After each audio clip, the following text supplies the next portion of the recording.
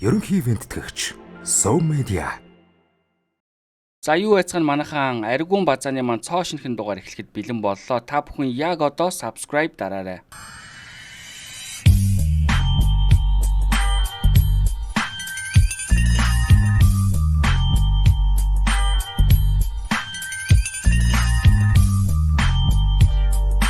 За хамгийн ихний мэдээлэл бол энэ намар нээлттэйсэн татар кинотой холбогдож байна. За татар кино бол одоогоор бол театруудаас бол буутсан байгаа. Тэгээд үзэж амжаагүй үзэгчдэд дуулах бол сайхан мэдээ байгаа. Тэгээд юу вэ гэхээр татар кино маань одоо манай Sow Media application дээр бол орсон байна. Тэгээд зөвхөн Sow Media-д орсон байгаа юм байна. Тийм учраас та бүхэн татар киног үзэж амжаагүй байгаа бол Sow Media application-ыг гар утсандаа суулгаад үзээрэй. За тэгээд татар киног үзэхээс өмнө би бас та нарт нэг жижигхэн зөвлөгөө өгье. За энэ юу вэ гэхээр одоо та бүхэн татарын хамгийн анхны клип болох хайрыг хүндэл хэмээх одоо клипийг заавал үзээрэй. Үзэж байгаагүй хүнч баг байхгүй. Гэтэ 1-2 удаа сэргээгээд үзчихээрэй киногоо үзэх юм. Хайрыг хүндлийг үзсний дараа татар киног үзэх юм бол илүү амттай гэдгийг би бас та бүхэнд амлмаар байна. Тэгээд үзэж амжаагүй үзэгчд маань яг одоо Sow Media-гаар хүлээн авч үзээрэй. За тэгээ базааныхаа уламжлалт ёсоор удахгүй нээлттэй их гэж байгаа киноны мэдээллээсээ бас та бүхэн танилцуулъя. За хамгийн ихний мэдээ бол хайрын зураг хэмээх одоо энэхүү кино тун утгагүй бүх IPTV OTT-гээр одоо нээлттэй их гэж байгаа юм байна. За тэгээ гол дүр зүйл Минжин тоглосон байна. За мөн Элбэг баяр Элбэг жаргал гэж энэ доотлын хоёр хүү юм шиг байна. За мөн одоо зурагт харагдж байгаагаар бол Вульфизм бас туслах дүр тоглож байна. За Вульфизмыг бол янз бүрийн кинон дээрээс бас камеогоор бас хальт харж исэн. Гэтэ яг туслах дүрээр бол яг харж байгаагүй юм байна. Миний хувьд бол тэгэхээр үнэхээр сонирхолтой санагдаж байна. За мөн одоо дуучин Дашним одоо энэ хүү киноны бас туслах дүрээр байгаа юм байна. Тэгээд үнэхээр сонирхолтой кастинг бүрдүүлсэн байна. Тэгээд энэ киноны бол найруулагч нь бол Анх Эрдэнэ гэдэг залуу байгаа юм байлээ. Тэгээд би бас Анх Эрдэнэ гэж ямар найруулагч байдгийг одоогоор бол сайн мэдэхгүй байна. Яруу арт продакшны хамгийн анхны уран бүтээл гэсэн шүү. За тэгээд бас шинээр ийм продакшн төрж байгаад бас баяртай байна. За дараагийн кино бол Мартагдашгүй дурсамж хэмээх нэг ийм киноны постэр бол цацагдсан байгаа. Тэгээ гол дүрд бол Ялалт ах, Батгүй ах, за мөн Шижир болтнаар ингэ тоглосон байсан. За тэгээд найруулагчаар бол Эзэн Бат гэдэг найруулагч бас найруулсан юм байлээ. Бас энэ найруулагчийг өмнө ямар кино найруулжсэн талаар бол би бас сайн мэдэхгүй байна. Тэгээд мэдээж шинээр гарч ирж байгаа найруулагч бол гой өнцөг шийдлийг биднэрт харуулдаг. Тийм учраас бол энэ кино бол бас анхаарал татж байна. Маш сонирхолтой юм постертэй. Энэ постэр гэхдээ AI юм шиг харагдаж байна да тий. Гэхдээ киноны постерыг бол AI-аар хийн гэхээр надад бол нэг жоохон залхуу, хямдхан, ядарсан л санагддээ. Уг нь ийм гоё санаагаа яг бодитоор нь хийцэн бол энэ постэр бүр гоё л болох байсан миний хувьд шүү.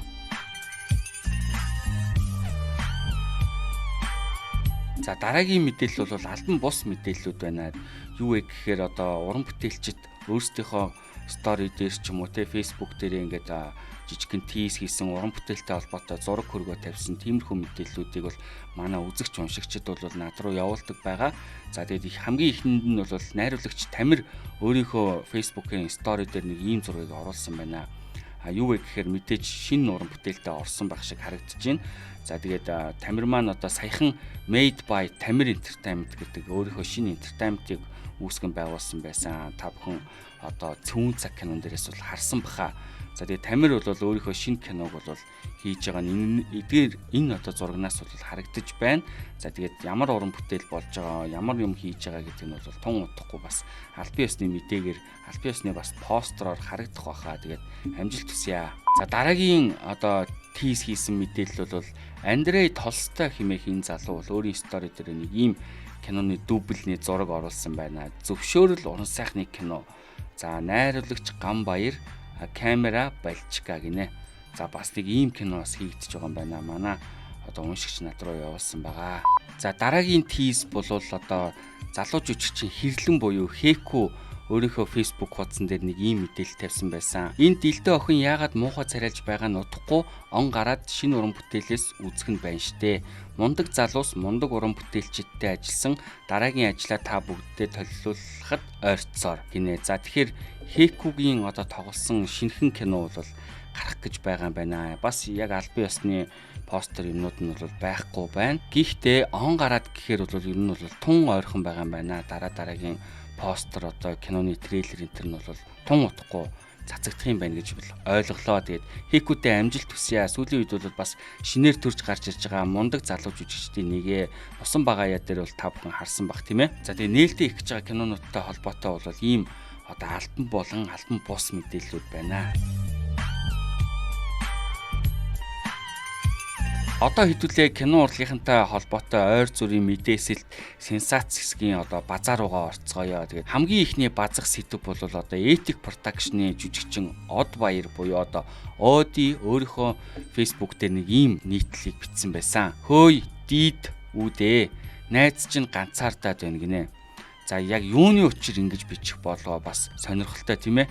Ethic Production хамгийн сүүлд нэг асуудал гаргасан та бүхэн санаж байгаа бах тий.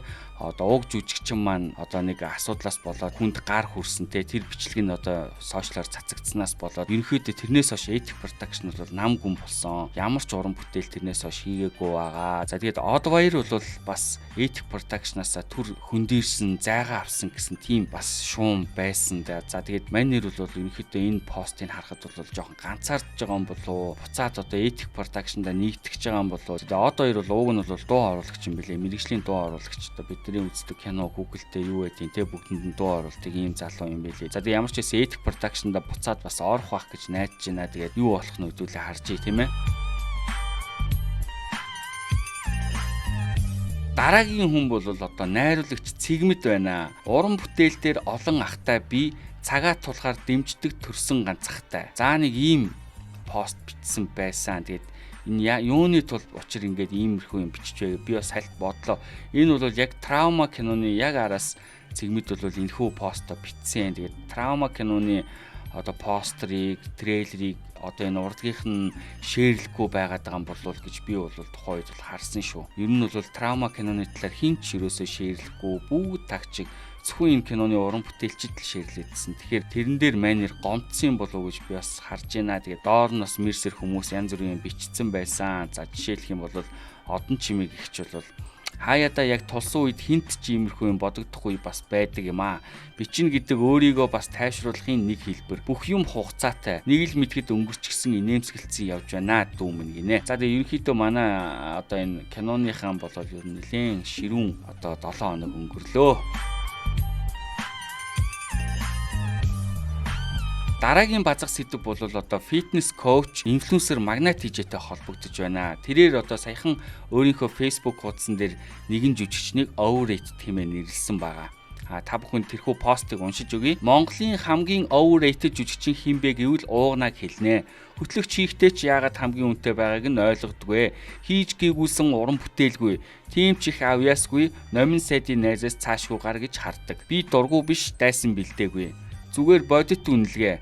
Ранк Монголд үйлчлэлтгүй инээдтэй санагдсан болно гинэ. Жүжигчин уугнаа буюу одоо Ууган Баяр ахыг overrated буюу одоо тий хамгийн илүү үнэлэгдсэн жүжигчин гинэ. Байх ёстойгоос хамаагүй илүү үнэлэгддэг гэж хэлж байна тий. За уугнаах бол одоо хөтөлбөрөн дээр бол 7 сая буюу хамгийн өндөр үнэтэй хөтэлдэг ийм хөтлөгч бас жүжигчин залуу байгаа. Харин та бүхэн жүжигчин уугнагийн талаар юу гэж боддгоо бас доор комментээр бичээрэй. Overrated үү, underrated үү? За одоо хэдүүлээ энэ 7 хоногийн хамгийн сенсацтай сэдв рүүгээ орцгоё. За юу вэ гэхээр найруулагч Баттүшиг ах бол шүүл үлээсэн байгаа. За яг юуны талаар ярьсныг нь би та бүхэнд өөрийнх нь одоо сошиал Facebook дээрээ тавьсан постоос нь уншиж өгье. Дуугүй яваад байж чадахгүй. Кино театрууд гэж юу н яацарчихсан газрууд байдаг юм бэ? Аль 10 сард буусан киноны тооцоог одоо болтол дуусгаагүй байна. Гэрээний хугацаа нь аль эрт дуусчихсан. Хоёр талдаа тооцоогоо нэгтгэхэд дуусах хугацаа нь хэтэрчгээд байна. Ер нь аль эртнээс л иймэрхүү хандлага гаргадаг байсан. Тооцоогоо ийхтэрээ тулахаар сунжруулдаг. Хэдэн хувийг нь бэлэн мөнгөөр бус, тэр хувийг нь мөнгөнд үнэтэй тэнцэх өөр зүйлээр тооцоо хийх гэх мэт. Одоо бартер ирж штэ шууд бартер санал болгодог гэсэн үг. За хэдэн жилийн өмнө дүүнер дайн зарлж байж тохирох хөв хэмжээг нь бууруулж бэлэн мөнгнөөс өөр зүйл өгдөг байсныг нь өөрчилсөн. За хэдэн жилийн өмнө Fantastic Production-ийнх нь бас одоо энэ кино театрынхантай тэмцэж исэн, ялангуяа өргөөтэй тэмцэж ирснийг би бас сайн санаж байна. Тэр талаар ярьж байгаа шиг байна, тийм ээ. Гэтэл тооцоогоо удаадаг. Асуудал одоо болтол байсаар байна. Ашиг олж шалиагүй кино шүү дээ. За Райм киноны талаар бол яриад байх шиг байна шүү. Энэ намар бол найруулагч Баттүшиг ах бол Райм киноны ерөнхий найруулагчаар ажилласан байгаа. Театрт зориулж уран бүтээлээ чанартай бүтээхийг зорддог уран бүтээлчдэд битгий ингэж давамт үүсгэлтэй ард нь зохицуулах хүчнөөн асуудал байна. Зарим нь үр зээл тавиад өндөр өртгөөр киногоо хийсэн байгаа. Зарим нь уран бүтээлчдтэй цалингаа өгч чадаагүй ч асуудал байдаг. Тэнгис нэг ч төгрөг өгөөгүй. Хариуцсан хүн нь уцаач ахгүй байгааг нь. Захирал нь гарын үсэг зурх ёстой. Гэтэл хизээ зурх нь мэдэгдэхгүй. Йоо, Тэнгисээ болооч ээ, Тэнгис кино театраа шившигтэй юм бэ. Өргөө уулж цуулаад гонжроод байгааг нь ер нь мөнгө угааж байна гэж хардаж байна. Тасалбарын орлого байж байх ёстой шүү дээ. Хурдан тооцоогоо дуусгамаар байна. Биднээс шалтгаалж элдв асуудал үүсгэсэн бол аль хэдийн шүүх хууль болоод уран бүтээлчид ялагдчихсан явж байгаа гинэ. Йоо өргөө болооч ээ, мөнгө төгрөгийг өгөөч ээ, ямар ичдгүүн бэ? Хідэн салбартай билээ. Толгой компани нь юу вүлээ? Уран бүтээлчдийг ингэж шулж амьдрахаа болооч ээ, өргөө. Театр зөвхөн танхимын үйлчилгээгээр хангадаг. Гэтэл уран бүтээлчид шаардлага хангахгүй техник хэрэгсэлтэй орчинд киногоо гаргасныхаа төлөө тасалбарын орлогын талыг тушаадаг. Дээр нь гадна талд нь постэр байрлуулах, гэрэлт дэлгэцэнд байрлуулах, постерт мөнгө төлөх, трейлерээ цацуулахад төлбөр төлөх, нээлтийн арга хэмжээнд төлбөр өөр юу ч билээ. Бүх үйлчилгээндээ төлбөр авдаг байгууллага. Та бүхний бизнесийг олон жил цэцэглүүлэхэд асар их хувь нэмрээ оруулсан уран бүтээлчидтэй хүндэтгэлтэй хандмаар байна хөөе. Ингэж нийтлсэний төлөө намайг адлах нь ойлгомжтой. Театрт кино нээх ирэхгүй л болж байгаа байх. За бүр арай л дэндүү байгаа даахгүй. Кино театрууд бүр нэрээ үнэхээр бүр монополддаг, үнэхээр уран бүтээлчтэй дээрлэгдэг те. Би энийг бол маш олон удаа сонсож байгаа. Театрын проектор дууралтын талаар манай киноны нэг уран бүтээлч хүмжилснийхэн төлөө киног маань 9 сард Prime Cineplex театраас буулгасан. Би за яах вэ гэдэл өнгөрсөн. Театрынхын захирал нь гиснүү зоригт гэж нөхөр. Үнэндээ дуугаралт өнгө чанараа бодож уран бүтээлчдтэй хийж байгаа гэрээ түрээсэлж ашиглаж байгаа камер техникүүдийн зардал өндөр гардаг. Гэтэл нэг хүний хувийн хандлагаас шалтгаалж кино уран бүтээл болон уран бүтээлчид ямар их хохирол амсч байгааг ойлгохгүй байх л та. Зүгээр л хорсож шарлгаад буулгачдаг шаасан. Инх сайхан ахын талаар ярьж байгаа шиг байна. Инх сайхан ах бол Райм киноны хөгжмөөр ажилласан байгаа. Тэгээд инх сайхан ах манай подкастаар ороод бас шүүл үлээсэн. Энэ өргөө кино театруудын энэ одоо хараад хийсэн хэдэн салбартай. Дууралт нь өстө новш бүр авах байхгүй зөө. Энэ зайсан хил дотор нэг кино театр Prime Hog гигантын анх нэгдэхтэй гоё байсан. Саяхан нэг орж үзсэн. Новш Hog. Тэнгисийг бол энэ донд бүр ярих юм бол бүр өгсөн хүний сүнсийг нөгөө ясын өнөлцүүлээд явах гэдэг шиг нөгөө талигаа чиг дурсаад явах нэрээ. Йоо, Тэнгис чи сая шин салбараа нээсэн шүү. Факт тэр ямар юм аа шин салбар нэг ямар нүрээрээ нээж байгаа юм. Кино театрууд энэ дуу хөгжмийнхаа систем тоног төхөөрөмжн дээр апгрейд хийж одоо шинжлэх цаг болцсон. Энэ чинь техник байхгүй. За харин энээс нь болоод Prime Cineplex гэдэг кино театр бол Rime киног бол шууд буулгасан байна. За ийм амар муухай бүдүүлэг, дарангуулагч, коммунист бас байж болохгүй. За Баттүшиг ахын постыг бол үргэлжлүүлж уншия. Үннийг нь л хэлсэн. Чанар нь муудсан проектор тохиргоо алдагдсан дууралттай нь үнэн. Театрт хүсэж тавьсан өнгөө 5-1 дууралтаа сонсоход хэцүү. Тэгээд Монгол кино уран бүтээлчд муугаараа дуудуулаад буруутан болоод дуустдаг. За тэр зөрөгтэй таарахаараа нүүр тулж уулзъя гэж бодсон. Таарсан боловч киноны нээлт байсан учраас кино дуусны дараа хайгаад олоогүй гинэ. Зөрөгт гэж юу нь яг ямар нөхөр байна? Би бас олоод энэ юун дээр тавья заяа одоо энэ базаан дээрээ тавья. Өөр маш олон уран бүтээлчдэд тохиолдсон асуудал байгаа. Бүгд л нууж яваа. Дараа нь киногоо гаргаж чадахгүй гэхээс айж байгаа л да. Надад айх юм байхгүй. Одоо тэгж айгаад байх нас ч биш. Киног нь урт хугацаанд гаргах тохиргоотой авилгалын асуудлууд аль олон жилийн өмнөөс байсаар ирсэн. Одоо ч байж болцсохгүй. Бодогдож байгаагаа л биччихлээ. Үнэхээр бухимдал төрөөд байх юм. Шудраг бус нийгэмд юу нь яаж амьдарч яаж уран бүтээлчд байх юм бол доо гинэ. За нэг ийм пост бичсэн. Энд дээр бол одоо манай уран бүтээлчд бол маш их реакшн гаргасан. Маш олон хүмүүс шеэр хийж өөрсдийнхөө үзэл бодлыг илэрхийлсэн. Би бас та бүхэнд зах цухаас нь хүргье. Зоригт гэж энэ нөхөр юм биш үү? Нөгөө юм л бол киног төрүүлж үздэг хүний хувьд инглээ тэглээгээд пост мост бичээд байд юм аа. Нэг юм нөхөр байдгийг би бас мэдхийн байна ч гэжтэй. Миний пост номнууд дээр янз янзын юм бичээд идэг л залуу байна. За энэ нөхөр бол одоо ер нь бол ингэж кинонуудыг ингэж дураараа хааж боох юмнуудыг хийд юм байна. Одоо Баттүшиг ахын хэлж байгаагаар болвол. За тэгээ Red Point Media-гийн захирал Гүйнэ одоо Баттүшиг ахын постыг шеэр хийгээд ингэж ütсэн байна. Эхнээсээ манай уран бүтээлчид бухимдаж эхэлж байна да. Театрууд анхаарна биз. Тэнгис кинотеатр мөнгөө цаг тухайд нь өгчихгүй уван цуулж нохон баас шиг мөнгө өгч доромжлно бас гэж ütсэн байна. За найруулагч Батүлзий энэ Тэнгис нэртэй театр чинь ерөөсөө кино орлогын мөнгөөр цаана бизнес хийдгээ ичиж улаахгүй хилдэг туучинууд юм бэ лээ гинэ. Зөө бүр шийдцэн. За зол баяр найруулагч Баттүшиг дүү үннийг хэлжээ. Аханч цагтаа 10-т Чингисийн хүүхдүүд кинонуудаа өргөө кинотеатрт гаргаагүй түүхтэй. Хамгийн гол нь киночд өөрсдөө нэгдэл байхгүй. Нэг нь үг сүрхөөр араар нь очиод гаргачихдаг арчаагүй зантай л та гинэ. За зол баяр найруулагч бол ер нь бол киночдыгаа бас аягүй шүүмжилдэг. За X2 Production-ы жүжигчин захирал Онон энэ ч олон жилийн асуудал та маш бүдүүлгэл байгаа юм да гинэ. За жүжигчин Ган Зөрөг буюу Маскийн Ганзоо ах кинотеатрын энэ асуудалд кино уран бүтээлчид нэгдэж дуурч байж л юмд хүрэх байх. Дан уран бүтээлч ганц нэг production дуурвал тэр уран бүтээлчид цаашид кинотеатрт киногоо гаргах эрхгүй болох байлгүй. Баттүшиг амар санаа энэ постыг оруулаад яг 1 хоног болоход манай киночид шеэрлэж дуурч байгаа нь маш цөөхөн байгаа нь тун харамсалтай. Театруудаас цаг гуйж явахч бас чанга штэ. Бүгд л мэдэж баймаар зүгээр л ая дагаж пялдагдсан бүлт өсөрсөн хүмүүс. Яг дуурах цаг нь болохоор тагчиг болдог миний хөөрхөн чимээтэй чимшиг чив чимээгүйхэн кино уран бүтээлчид минь ээ. Шудраг бусын хогийн нийгэмд ядаж кинотеатрууд нь кино урлагтаа элэг зөөлөн баймаар байна гинэ. За Ганзоо ах бол бас чанга дуурсан байх шүү. За AI production-ы жүжигчин Алдар үнэн шүү дээ. Тэдэнд кино унгах маш амархан цаган дээр тоглолт хийгээд л болчихдог. Эсвэл дууралт дүрслийн талаар хэлэхээр маргаашнаас нь үзүрийн цаг илт багасж хүн үзэх боломжгүй цагууд дээр зоон. Бүр нэг сонин яриад байвал их юм би. Манай киноч даанч энэ дээр үнэхээр нэгдэж чаддгүй дээ. Хуваа хичээгээд таг дууга болчихдог гинэ. За киночта одоо та бүхэн бол нэгдэхгүй бол болохоо байлаа. Хайран гоё кинотеатрууд бол өөрсдийнхөө ингээд ашиг сонирхлоор буулгаж гин, хааж боож гин, дараагийн уран бүтээлч авахгүй байна тийм ээ. Та бүхэн одоо өөрсдөө тэмцээч ээ. Made by Тамир Entertainment-ийн найруулагч Тамир энэ бүхнийг цэгцлэх гэж манай production зөрөгтэй дуугарч аль алинд нь ашигтай хувилбар болгосон. Өөртөө болохоор кинотеатр хөнгүү болж байна гэж гаслагч, хүнтэй болох гэж кино ихээр бүтээгчтэй дарамтлна. Ингээд байвал аль салбар чинь нэгнийгээ татаад унана. Үнэндээ энэ их төвөгтэй асуудлаас чинь болж ихэнх нь IPTV рүү шуурч байгаа штэ. 20% хүрсэнгүүгээд киног нь буулгадаг гэж байгаа юм. Тэгснээ орлогыг нь өгдөггүй ч шиг арай.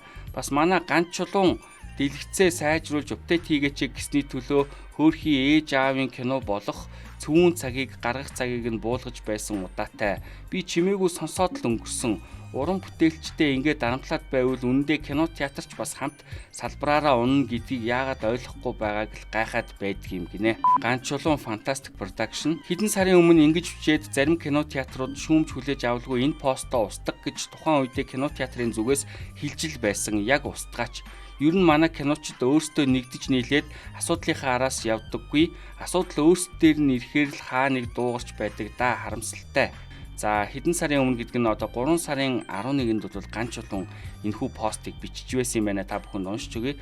Кино уран бүтээлч нар эрсдэл үүрч өчнөө үнэтэй хамгийн сүүлийн үеийн түрээсийн техник тоног төхөөрөмжүүдээр киногоо хийж байхад кинотеатрууд минь наад хідэн дэлгэцийн муудсан лампа дорн сольчих боломж байдаггүй юм уу? Бас дууралт бол үнэхээр асуудал. Та нар ч гэсэн зах зээлийнхаа эрсдлийг үүрэх ёстой. Мөнгөө төлж үзэж байгаа маш олон үзэгчид киноны өнгө дүрсэл хөгжмөөс гүйцэд таашаал авч чадахгүй байсаар киногоо дуусгаж байгаа нь харамсалтай.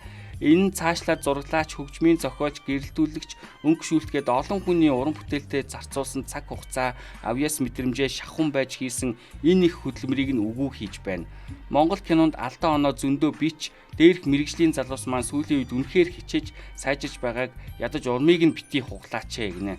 За би энэ постыг бас базаандаа оруулж ийснаа санчлаа. Ерөнхийдөө одоо ганчуу ингэж одоо шүгэл үлээж, дугарч театруудыг шүүмжилснээр бол Цүүн цаг гэдэг кино бас театраас бууж байсан байна. За тэгээд ерөнхийдөө манай Монголын кино театрууд бол маш тийм дарангуйлагч, коммунист, тийм монопол, дураараа одоо манайхал театр эдгээр манад гаргахгүй бол тэгэл хохино гэсэн ийм хандлагатай байдгийг та бүхэн одоо саяын уран бүтээлчдийн одоо бичсэн постуудаас харлаа. Тэгээд одоо та бүхэн бас өөрсдөө энэ дээр ямар үзэл бодолтой байгаагаа доор бичээрэй. За тэгээд Аригун базааны маань энэ удаагийн дугаар энэ хүрээд өндөрлөж байна. Тэгээд дараагийн 7 хоногт шинэ дугаараараа уулзтлаа. Түр баяртай үзэгчтэй манай нэвтрүүлгийн ивент итгэгчээр Сөө Медиа хамтран ажиллаа. За мөн та бүхэн яг одоо subscribe дараарай. Баяртай үзэгчтэй.